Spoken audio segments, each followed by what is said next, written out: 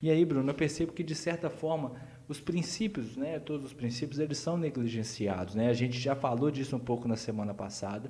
Hoje a gente vai falar especificamente sobre especificidade. Gostou? Especificamente sobre especificidade, né? E depois do conceito que você apresentou, eu percebo que este princípio ele sempre esteve presente no treinamento, né? Talvez de uma forma intrínseca, né? Ou seja, eu até anotei, sempre fez parte da essência, né? E diante disso, alguns profissionais de educação física levam ou não em consideração, às vezes por não saber ou por não entender, ou alguns têm alguma dificuldade mesmo para poder aplicar esse princípio dentro da sua prática, dentro do seu dia a dia.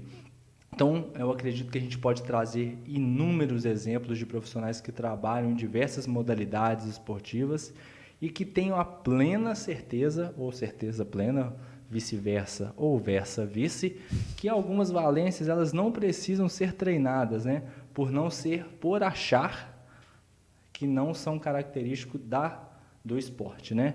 E aí, como que você enxerga, até anotei aqui a pergunta, deixa eu ler com calma para você não ficar confuso igual na semana passada. Como você enxerga a utilização deste princípio dentro da prescrição dos profissionais que você já assessorou? Bom, dentro dessa ideia, gente, eu acho que, como eu enxergo esse princípio dentro da utilização, né? Eu enxergo esse princípio dentro da utilização para ir contra comentários, por exemplo, que a gente já citou, quando questionam se um judoca não salta na luta, por ele não saltar na luta, ele não deveria treinar salto. Se um jogador de futsal não levanta peso no jogo, ele não deveria treinar peso e sim jogar futsal. Se um atleta de vôlei não nada, ele não deveria nunca nadar, somente saltar. Então, eu enxergo o princípio da especificidade como algo que deturpa muitas vezes essa aplicação prática e muitas vezes os profissionais tendem a ir no sentido contrário. Bom, a ideia hoje é justamente discutir então sobre esses mitos, né? Esses mitos de que lutador não salta, de que jogador de futsal não faz força, de que nadador não pode levantar peso. Então, o quão a rigor nós devemos levar o princípio da especificidade. Então, voltando na pergunta do Marcelo, como eu enxergo a utilização desse princípio no treinamento? Então, para quem chegou agora, a gente está discutindo hoje sobre princípio da especificidade. Então, olha só, como eu enxergo? Eu enxergo no sentido de que o princípio da especificidade no treinamento esportivo é o que te dá direção de progressão de meios, métodos e organização do treinamento rumo a teu objetivo principal, a tua competição principal, a tua meta fim, caso você não lide com alunos que participem de competições, né? Você pode ter um nível de progressão. Dentro desse nível de progressão, então, tudo que você precisa fazer caminha ganhando especificidade ao longo do tempo.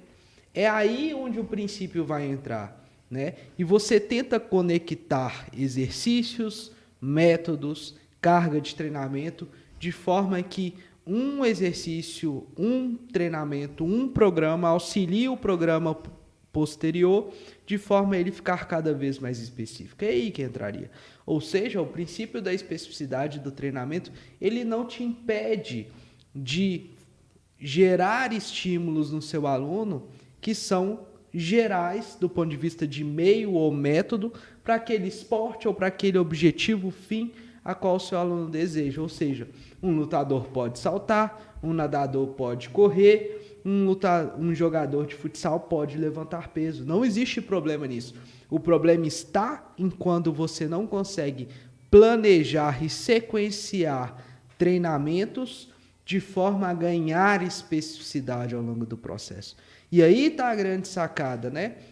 Eu desafio aqui vocês um dia estarem ao lado de profissionais que vocês convivem habitualmente e vocês passarem a analisar ali o programa daqueles profissionais que estão ao seu lado e discutir com eles no sentido se realmente é claro para todos como eles estão fazendo um programa de treinamento se conectar ao da frente de forma que a cada programa ele fique cada vez mais específico quando se aproxima do objetivo.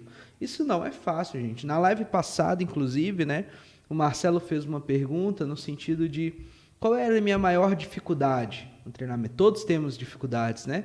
Qual era a minha maior dificuldade lá no clube de alto rendimento onde eu trabalho?